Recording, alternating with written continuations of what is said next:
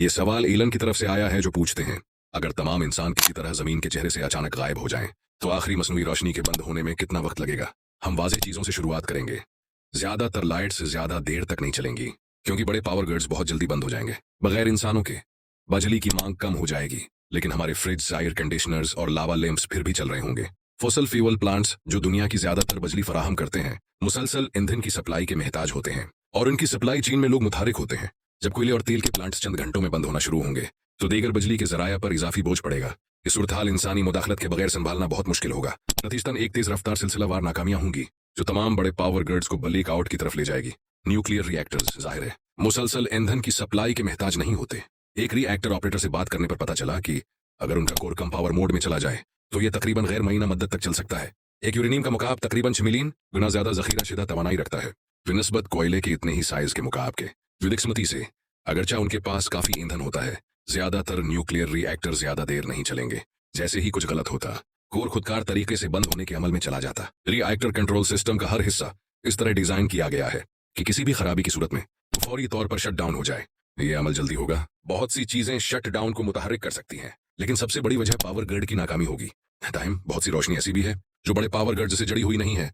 आइए कुछ ऐसे जराये पर नजर डालें और देखें कि वो कब तक जलते रह सकते हैं। बहुत से दूर दराज कम्युनिटीज, जैसे दूर दराज जजीरों पर, अपनी बिजली डीजल जनरेटर से हासिल करती हैं। ये उस वक्त तक चल सकते हैं जब तक चीन के टैंक में ईंधन मौजूद हो, जो ज्यादातर सूरतों में चंद दिनों से लेकर महीनों तक चल सकता है। ऑफ-गार्ड जनरेटिंग स्टेशंस, जो इंसानी फराहम करदा ईंधन के बगैर चल सकते हैं, ज्यादा देर तक काम कर सकते हैं। जियो थर्मल प्लांट्स बगैर इंसानी मुदाखलत के काफी उर्सा चल सकते हैं। आइसलैंड के स्वार्टसिंगी जियो थर्मल प्लांट के मेंटेनेंस शेड्यूल के मुताबिक हर 6 माह बाद ऑपरेटर्स को गियर बॉक्स ऑयल तब्दील करना होता है, और तमाम इलेक्ट्रिक मोटर्स और जोड़ों को दोबारा ग्रीस करना पड़ता है। बगैर इंसानों के ये प्लांट्स चंद साल चल सकते हैं, लेकिन बलाखिर जंग आलूद होकर नाकाम हो जाएंगे। हवा से चलने वाली बिजली ज्यादा देर तक चलेगी। जेट टर्बाइन्स इस तरह डिजाइन किए गए हैं कि उन्हें मुसलसल देखभाल की जरूरत न हो, क्योंकि उनकी बड़ी तादाद होती है और इन पर चढ़ना मुश्किल होता है। डेनमार्क में नस्ब गेटसर वंड टर्बाइन 1950 की दहाई में लगाई गई थी और बगैर देखभाल के 11 साल तक बिजली पैदा करती रही। जदीद टर्बाइन्स आमतौर पर 3 साल तक बगैर सरोस के चलने के लिए बनाई जाती हैं, और कुछ कई दहाइयों तक चल सकती हैं, जिनमें से किसी एक में कम से कम एक स्ट्रीट सी LED जरूर जल रही होगी। बिलाखिर ज्यादातर वंड टर्बाइन्स इसी मसले से रख जाएंगी जिसने जियो थर्मल प्लांट्स को नाकाम बनाया था। इनके गियर बॉक्सेस जाम हो जाएंगे। वो जनरेटर्स जो पानी के बहाव से बिजली बनाते हैं, वो भी चलते रहेंगे। होवर डैम के एक ऑपरेटर ने एक बार कहा था कि अगर तमाम लोग बाहर चले जाएं, तो ये सहूलत कई साल तक ऑटो पायलट पर चलती रहेगी, लेकिन अगर पावर ग्रिड बंद हो जाए, तो ये बिजली कहीं भी नहीं जाएगी। बिलाखिर टीम भी बंद टिक्स या मैकेनिकी नाकामी का शिकार हो जाएगा। बैटरी से चलने वाली रोशनी ज्यादा उर्सा नहीं चलेगी, और चंद दहाइयों में तमाम बैटरीज खत्म हो जाएंगी, चाहे कुछ भी ना इस्तेमाल हो रहा हो। बैटरियां खुद ही चार्ज खो देती हैं। कुछ अकसाम दूसरों से ज्यादा देर तक चलती हैं, लेकिन तवील शेल्फ लाइफ रखने वाली बैटरियां भी ज्यादा से ज्यादा 1 या 2 दहाइयों तक ही चार्ज रखती हैं। सोलर पावर शायद सबसे ज्यादा उम्मीद अफजा उम्मीदवार है। दुनिया भर में बहुत सी ऑफ-गार्ड सोलर पावर्ड इमारतें, मौसमियाती स्टेशन और दीगर बुनियादी ढांचे मौजूद हैं। इमरजेंसी कॉल बॉक्सेस, जो अक्सर सड़क के किनारे दूर-दराज मकामात पर होते हैं, अक्सर सोलर पावर से चलते हैं। बड़ी आमतौर पर रोशनी होती है जो हर रात जलती है। ये वंड टर्बाइन्स की तरह देखभाल के बगैर लंबे उर्से तक चल सकते हैं।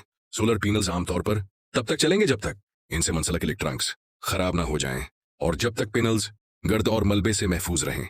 आखिरकार वायरिंग और सरक्टस जिंगालूद होकर नाकाम हो जाएंगे। लेकिन अगर सोलर पैनल्स किसी खशक जगह पर हों और इनका इलेक्ट्रॉनिक्स अच्छी तरह बना हो, तो वो 1 सदी तक बिजली पैदा कर सकते हैं। अगर हम रोशनी की सख्त तारीफ पर अमल करें, तो दौर दराज मकामात पर सोलर पावर्ड लाइट्स इंसानों की आखिरी रोशनी हो सकती है। लेकिन एक और उम्मीदवार भी है, और ये काफी अजीब है। इस्तेमाल शुद्धा न्यूक्लियर ईंधन। रेडियो एक्टिविटी आमतौर पर नजर नहीं आती, इसीलिए तापकार मवाद के अर्द-गिर्द वार्निंग साइंस की जरूरत होती है। हम जब तापकार ज़रात पानी या शीशे जैसे मादा से गुजरते हैं, तो वो रोशनी खारिज कर सकते हैं। ये रोशनी चेरिंग ऑफ रेडिएशन कहलाती है, और ये न्यूक्लियर रिएक्टर के पिल्लो ग्लो में देखी जा सकती है। सीजियम 137 का आधा दौरानिया 30 साल होता है, जिसका मतलब है कि 2 सदियों बाद भी ये 1% रोशनी खारिज करेगा।